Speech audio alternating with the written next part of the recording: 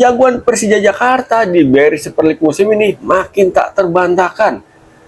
Yang teranyar di pekan keempat, lawan Dewa United main di kandang lawan, Persija menang dengan skor meyakinkan 3-1. Ini Brazil Connection Persija benar-benar menjadi momok yang menakutkan bagi lawan-lawan Persija di musim ini. Waduh, lihat aja tuh, kayak Alano sempat absen di pekan ketiga, tapi pas main lagi hari ini lawan Dewa United, ini Alano langsung menjadi sentral permainan dari Persija. Pergerakannya di lini tengah benar-benar sangat merepotkan barisan pertahanan Dewa United, dan Alano menutup gol di pertandingan tadi, gol ketiga Persija setelah Nick Wipers nggak rapi dalam membuang bola jatuh ke kaki Alano drive dikit masuk kotak penalti, gocek dikit, dan ujungnya bam, gol dengan tendangan menyusur tanah dari dalam kotak penalti. Ya, selain Alano juga tadi Persija di starting line up ini melakukan sedikit aja rotasikan. Hanif Syabandi akhirnya masuk tadi sebagai starting line up untuk mengisi pos di tengah. Terus juga siapa itu pemain baru Persija, Turabau, apa sih nama siapa itu dia juga masuk tadi gantiin Fransa, ya kan, masuk sebagai starting line up dan permainannya cukup oke. Dan kalau kita lihat ya Persija di pertandingan tadi ini kedalaman skuadnya ya di musim ini bisa bilang udah mumpuni ya untuk bersaing di jalur juara. Karena kalau kita lihat tadi cadangan Persija, sisi back ada Hansamu, tengah masih ada Witan Sulaiman, ada Fransa, terus juga di depan juga ada Excel. Nanti juga kalau Gustavo Kulider cedera ada Gustavo juga, Almeida, banyak nih untuk apa namanya itu untuk pelapis-pelapisnya, ya kan, di bangku cadangan. Ini modal berharga banget nih buat bersaing di jalur juara musim ini. Dan kalau kita lihat tadi Persija ya,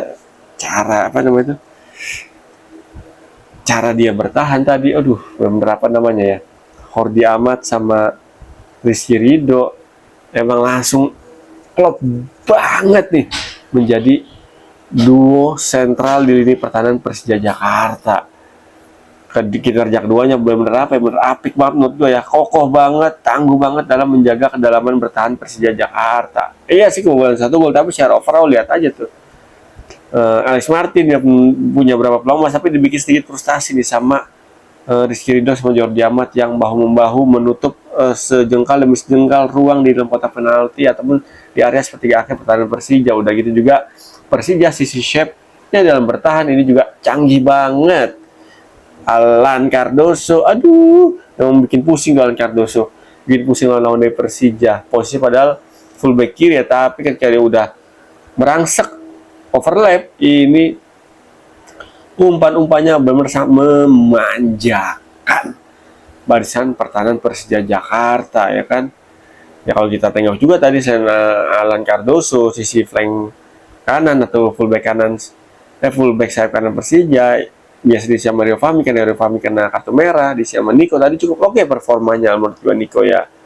Ditambah lagi juga tadi Hanif Syabandi nih sejak ada Brazil Connection semakin oke nih permainannya nih, nular kejagoannya pemain Brazil, nular ke pemain Persija lainnya, ya kan. Salah satunya Hanif Syabandi yang tadi bikin 1 assist di gol kedua Persija dicetak sama Sousa ya, lewat skema set piece corner kick. Manis banget umpannya tuh, dan sundulannya benar-benar simple banget cara bermainnya, skema simple banget tapi hasilnya luar biasa.